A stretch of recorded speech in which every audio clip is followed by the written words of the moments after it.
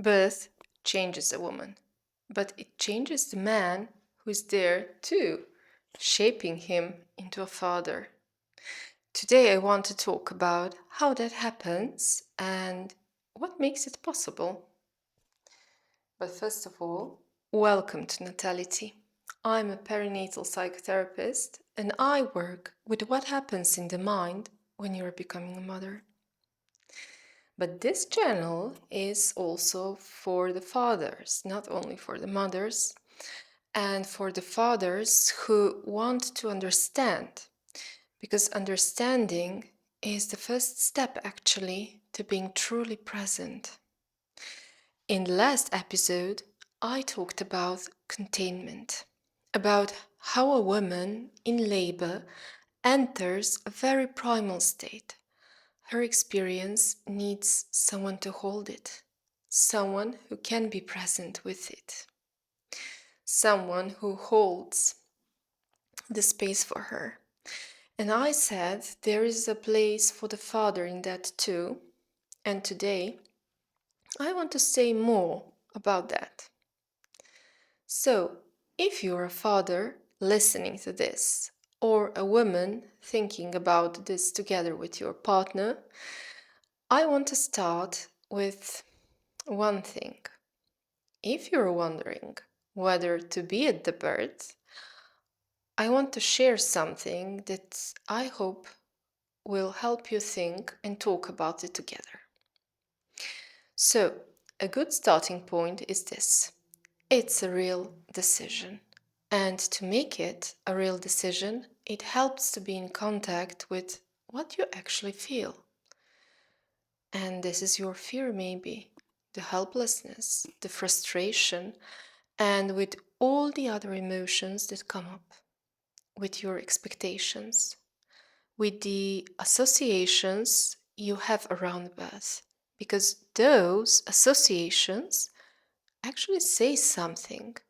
If birth brings up a strong fear in you, it's worth asking what's underneath it. Often the fear of birth is pointing to someone else, something else actually, something deeper.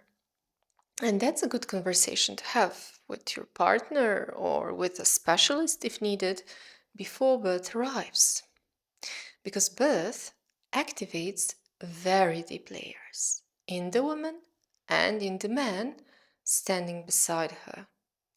If you go into it without knowing what you feel or with a sense that you simply have no choice, those feelings will still be there with you, but just without a name. And that can be hard for you and for her. What matters is the inner work before. Well, not just the logistics, though those matter too, but the inner work. So, what is this inner work? It's getting in touch with your own fear, with your own expectations, what it means to you to be at this threshold. Research is clear on this. A partner's presence at the birth brings real benefits for the mother and for the baby, but only when that presence is conscious and chosen. So, a father who enters the birth room without that inner contact may find it hard to truly be there for his partner. And regardless of the best intentions, the experience of birth can leave a difficult emotional mark on him.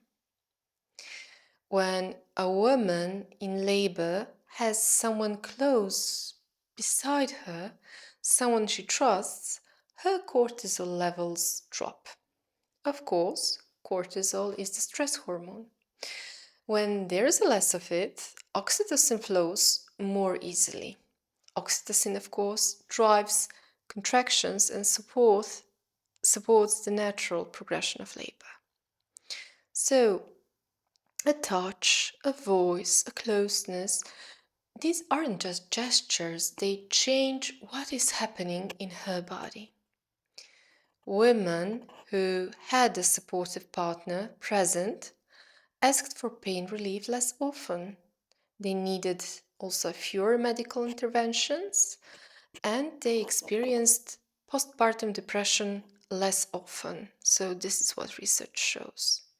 These are consistent findings across many studies, actually. But there is another dimension, the one I find most important as a psychotherapist, and that is that in active labor, a woman enters what I call birthing consciousness, something like a deep trance. She goes very deep inside herself, and that's where she finds her strength, actually. I talked about this in the last episode. In that state, she's in a very direct, embodied experience. And that is exactly what supports birth. But at the same time, she needs external protection. Someone who holds the space. Someone whose presence gives her a sense of safety as she goes deeper in. So, watching this as a father, you may feel afraid, you may worry whether you will be able to help her. You may feel helpless because you just can't take the pain away. Of course. You may fear something will go wrong, for example, because you feel the fragility of this passage. And sometimes the sight of a woman in her full strength and power can be also very overwhelming in its own way. When she's deep in the process, like completely focused on giving birth, you might feel left out or simply astonished by her. All of this is natural and it matters. The point is to feel what you feel, not push it away, and at the same time just try to hold space for her experience, to stay available for what she needs. That's containment. Not the absence of your own feelings, but the ability to be with them and still remain present for her. So, what happens to the father? Well, that question doesn't get asked nearly enough, and I think it should. In one study, over 300 fathers were asked about their emotions during birth, and the results were striking because 94% felt joy at being there, but at the same time, 36% felt fear. I think maybe more. 23% felt helpless, 14% felt overwhelmed, and 8.5% felt traumatized by what they witnessed. So these numbers don't contradict each other. The same man could feel joy and fear, happiness and helplessness all at once. Birth is exactly that kind of experience. In qualitative research, men describe birth through a few recurring themes. A feeling that the situation was beyond them, not knowing what to do, not having enough information, for example, about what was happening. And especially when the birth was difficult, this feeling of being left with unprocessed emotions around what they went through. So, there is something else also worth naming. Some fathers enter the birth room carrying their own intense fear. Fear of their partner's pain, fear of what might happen, fear of what they might see. And research suggests around 13% of men carry a high level of this fear. And many of them go away because they feel they go anyway, sorry, because they feel they should without saying anything. Not to her, not even to themselves. The vulnerability of the perinatal period isn't only a woman's experience, It touches men too, differently, but also deeply. So, behind the fear of being at the partner's birth, there can be many things: your own birth experience, other difficult experiences of loss or crisis in your history, an early loss of a parent, for example. Birth can bring all of this back very vividly because it reaches the same layers. Part of being ready for birth and for meeting your child is also this: how much you can imagine them, whether you think about them, whether you wonder what they will be like, whether there is curiosity in you about how the baby who arrives will be different from the baby you've been imagining in your mind. And also how the life ahead will be different from the life you've pictured.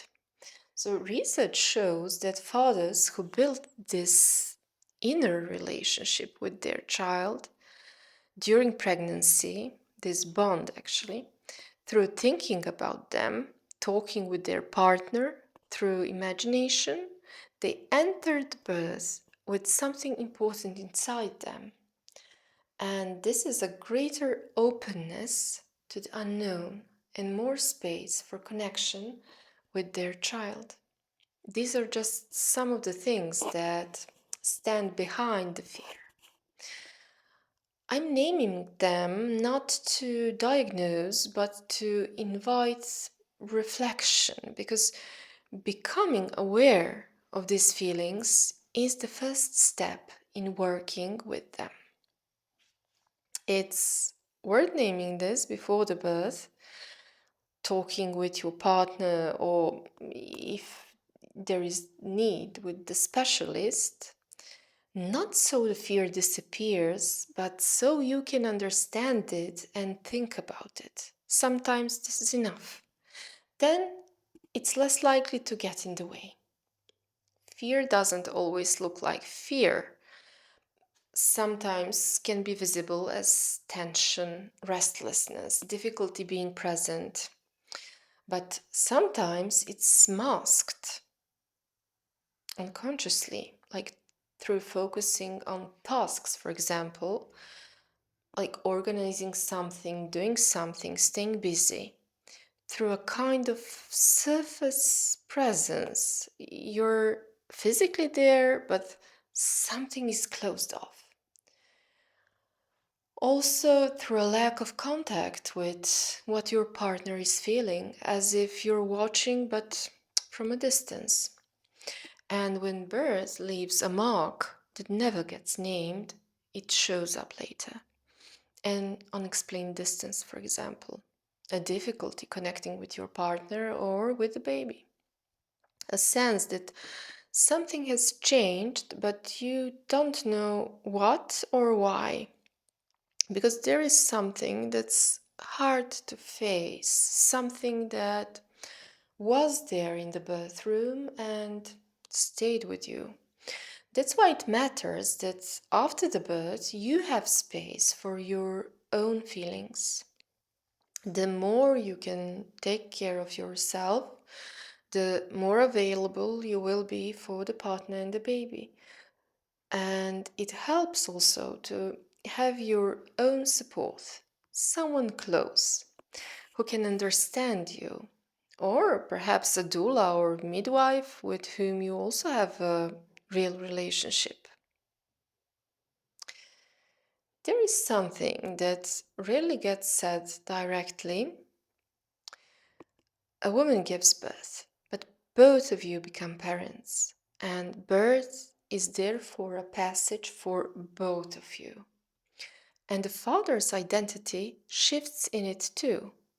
Research on the paternal brain shows that men go through their own neurological transformation, which is similar process of brain specialization to those that happen in the mother's brain.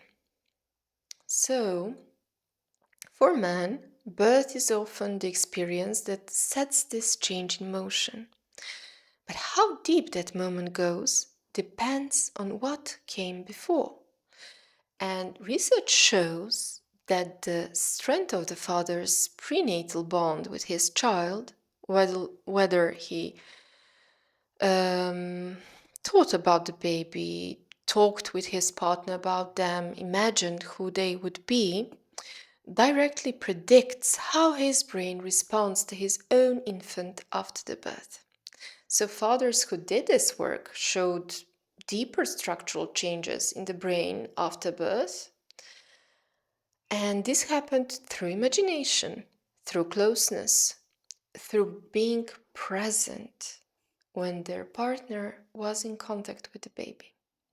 Their brains reorganized around parenthood, not through pregnancy physically, because they didn't experience that, but through relationship, through inner engagement before the child arrived.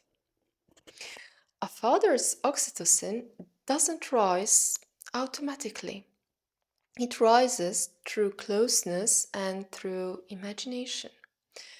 Every hand on her belly, every scan you attended, every conversation about this child, all of it was shaping your mind and literally your brain.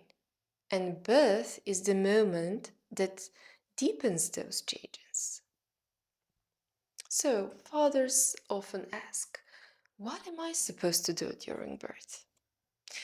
I understand that question perfectly because we're used to translating presence into action and support into something which is very concrete we can point to. But when you're open, when you let yourself feel including what's hard, your own helplessness, your own fear, even your anger, a great deal is actually happening inside.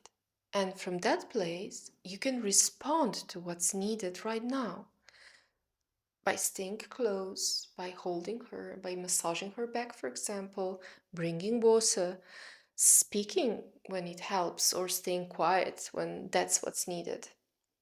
So, whatever is needed in that moment, that sensitivity, not efficiency, is what she needs most. Being present at birth is a role in itself. Part of that role is knowing when your partner needs contact, your voice, your touch, and when she's going deep inside herself, and your presence gives her courage simply because you're there with your fears, with your anticipation, with your tenderness, with your vulnerability. And because she can feel safe with you, well, that's irreplaceable. Because feeling safe with you supports her ability to let go, to enter the birth state, to trust her body. Your presence can be what allows her to surrender to the process rather than fight against it. So, sitting beside her, a steady breath next to her breath, holding her hand, a silence that says, I'm here. That's action. And no one else can offer it because no one else is you. So both of you come out of birth changed. As a father, if you allow this experience to shape you, you come out of it closer to your role. The intensity of birth touches something very deeply human. It makes you want to be nurturing, tender, present. But it usually happens through different feelings along the way, like worry, like uncertainty, a lot of vulnerability. And that is exactly the path. So, not in spite of those feelings, but through them. If you want to learn more about bonding with your baby during pregnancy, I've put together a free ebook on that. You will find the link in the comments below. And if this resonates, I would love to hear from you. So please share what came up for you in the comments. And new episodes come regularly, so subscribe so you don't miss any. And I guess that's all for today. Until next time.